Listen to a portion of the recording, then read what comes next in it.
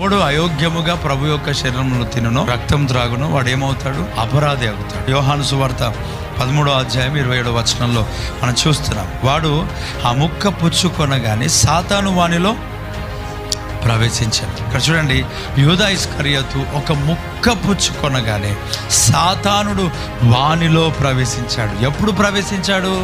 అయోగ్యంగా ప్రభు యొక్క రక్తమాంసంలో పాలు పంచుకున్నప్పుడు ప్రవేశించాడు.